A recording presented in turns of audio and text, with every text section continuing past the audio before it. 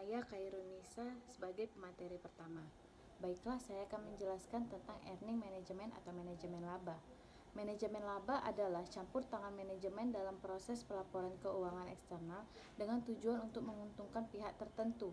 Manajemen laba merupakan salah satu faktor yang dapat mengurangi kreditabilitas laporan keuangan. Berikutnya, klasifikasi earning management atau klasifikasi manajemen laba. Manajemen laba dapat dibedakan menjadi dua kelompok, yaitu manipulasi operasi dan manipulasi akuntansi. Yang pertama, manipulasi operasi adalah tindakan mengubah keputusan operasi yang mempengaruhi aliran dana dan pendapatan bersih untuk satu periode. Yang kedua, manipulasi akuntansi. Manipulasi akuntansi adalah penggunaan fleksibilitas dalam metode akuntansi untuk mengubah besarnya laba. Selanjutnya, bentuk earning management atau bentuk manajemen laba. Terdapat 4 bentuk manajemen laba, yaitu yang pertama, tindakan kepalang basah atau talking a big bad. Tindakan ini dilakukan ketika keadaan buruk yang tidak menguntungkan. Yang kedua, meminimumkan laba atau income minimization. Dilakukan saat perusahaan memperoleh profitabilitas yang tinggi dengan tujuan agar tidak mendapat perhatian secara politis.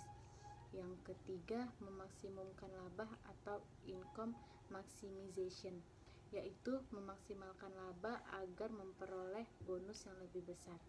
Yang keempat, perataan laba atau income smoothing, merupakan bentuk manajemen laba yang digunakan dengan cara menaikkan dan menurunkan laba untuk mengurangi fluktuasi laba yang dilaporkan sehingga perusahaan terlihat stabil dan tidak beresiko tinggi. Selanjutnya akan disampaikan oleh pemateri kedua. Teknik dan motivasi manajemen laba. Teknik manajemen laba dilakukan dengan 3 teknik, yaitu yang pertama, memanfaatkan peluang untuk membuat estimasi akuntansi. Yang kedua, mengubah metode akuntansi. Yang ketiga, menggeser periode biaya atau pendapatan. 6. Motivasi manajemen laba. Secara umum, ada beberapa motivasi yang mendorong manajer untuk berperilaku oportunis, yaitu yang pertama, motivasi bonus, yang kedua, kontrak, yang ketiga, politik, yang keempat, pajak, yang kelima, perubahan CEO, yang keenam, IPO atau SEO, yang ketujuh, mengkomunikasikan informasi ke investor. Dalam hal ini, manajer melakukan manajemen laba, yaitu A. Bonus scam atau rencana bonus. Manajer perusahaan yang menggunakan rencana bonus akan memaksimalkan pendapatan pada masa kini atau tahun berjalan mereka. Manajer yang bekerja di perusahaan dengan rencana bonus akan berusaha mengatur laba yang dilaporkan agar dapat memaksimalkan bonus yang akan diterimanya. B. Debt covenant atau kontrak utang jangka panjang. Motivasi ini sejalan dengan hipotesis debt covenant dalam teori akuntansi positif, yaitu semakin dekat dengan perusahaan ke pelanggaran perjanjian utang, maka manajer akan cenderung memilih metode akuntansi yang dapat memindahkan laba periode mendatang ke periode berjalan, sehingga dapat mengurangi kemungkinan perusahaan mengalami pelanggaran kontrak. C. Political motivation atau motivasi politik.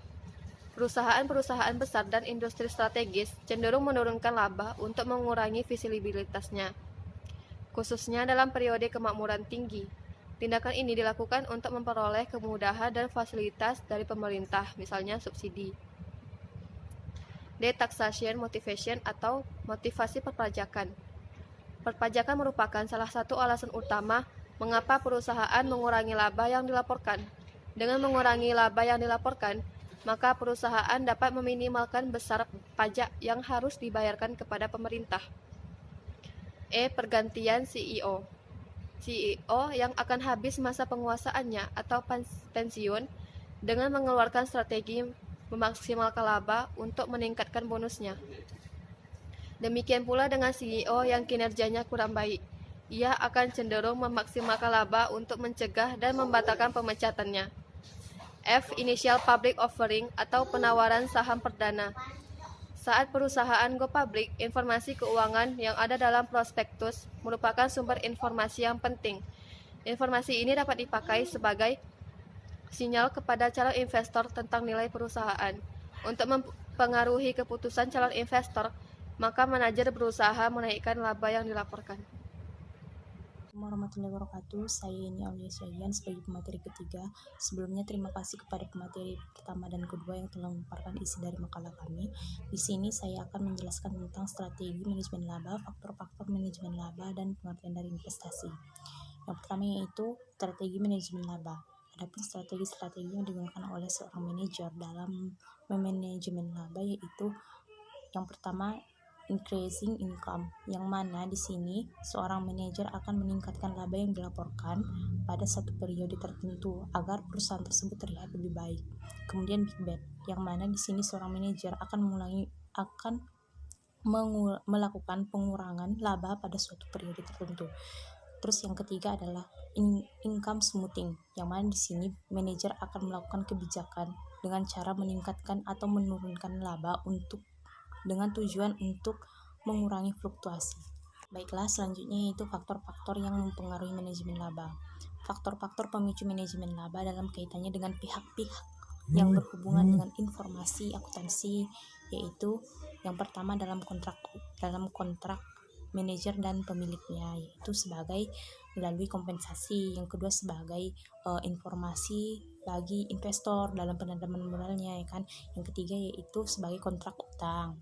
Yang keempat dalam penetapan pajak oleh pemerintah penentu proteksi terhadap produk dan penentu denda dalam suatu kasus. Yang kelima oleh pesaing itu sebagai penentu keputusan apakah perusahaan tersebut diambil alih atau membuat strategi terbaru agar bisa lebih bersaing lagi. Yang seterusnya yang terakhir yaitu oleh karyawan itu sebagai ajang untuk meminta kenaikan gaji atau upah. Baiklah, selanjutnya yaitu pengertian dari investasi. Investasi merupakan penanaman dana atau aset yang dilakukan oleh perusahaan atau perseorangan pada waktu tertentu dengan tujuan untuk mendapatkan keuntungan di masa yang akan datang. Terima kasih. Assalamualaikum warahmatullahi wabarakatuh. Perkenalkan, nama saya Ayu Ariska. Saya pemateri keempat akan membahas tentang tujuan investasi. Nah, tujuan investasi di makalah kami ada 6. Itu yang pertama untuk memperoleh pendapatan yang tetap dalam setiap periode. Nah, antara lain seperti bunga, dividen, royalti, dan uang sewa, dan lain sebagainya.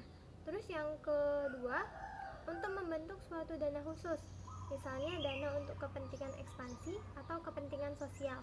Lalu yang ketiga, untuk mengontrol atau mengendalikan perusahaan lain melalui kepemilikan sebagian ekuitas perusahaan tersebut.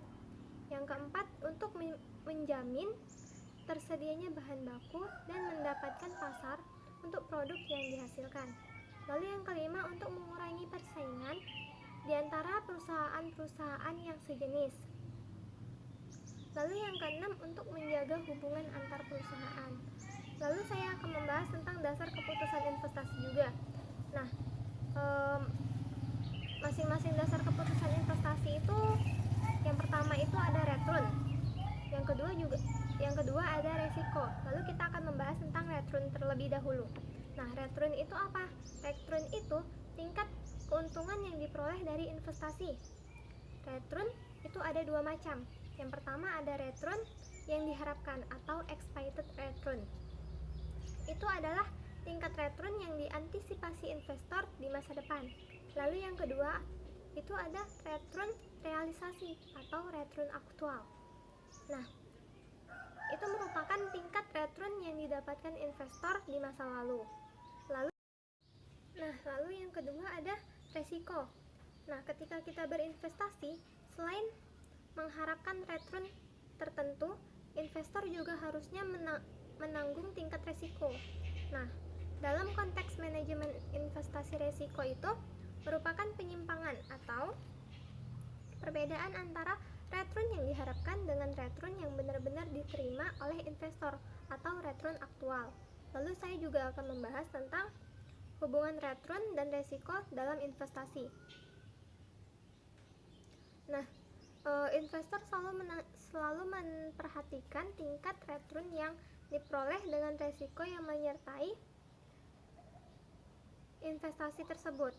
Semakin besar tingkat return yang diperoleh, maka semakin besar tingkat resiko yang menyertainya.